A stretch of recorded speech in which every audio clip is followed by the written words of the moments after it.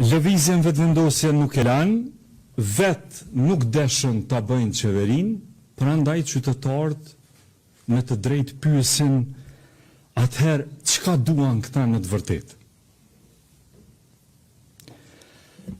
Ata vetëm duan të bllokojnë gjithçka, ashtu që bllokimi i shtetit të fillojë të duket si dobësim i vetëvendosjes. Kjo është një agjendë tejet e dëmshme dhe unë do ta quaja antishtetrore. Për këtë qëllim, ata na kanë treguar se janë në gjendje të shkojnë deri edhe në humner. Edhe nëse nuk ka buxhet, edhe nëse nuk dalin pagat për popullin tonë, nuk ka lidhje, thonë ata, me rëndësi Albin Kurti me dështu. Kjo do të thotë ta sakrifikosh shtetin që Albin Kurti me dalë keq. Shkurtpamësi e mjerueshme dhe e paparë deri tash në skenën tonë politike.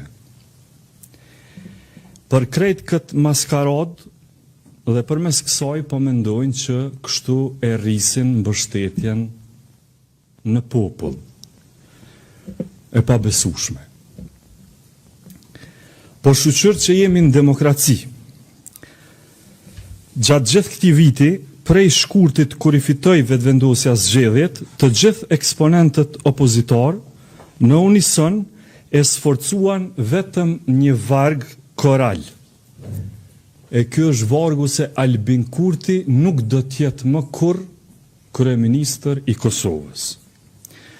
Nuk prezantuan kurrfar programi, nuk patën asnjë vizion për një qeveri të re që do ta bënin vetë, por vetëm që Albin Kurti nuk do të jetë më kurrë kryeministër i Kosovës.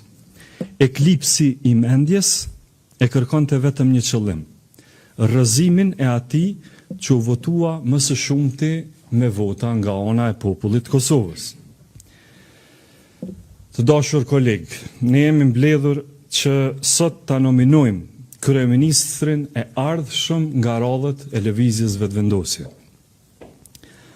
Unë do ta nominoj më të votuarin nga populli ynë në historinë e demokracisë sonë parlamentare, më meritorin në udhëheqjen e lëvizjes vetëvendosje, liderin e vërtet të transformimit social dhe demokratik të Kosovës, kryeministrin më të suksesshëm të Republikës sonë Albin Kurtin.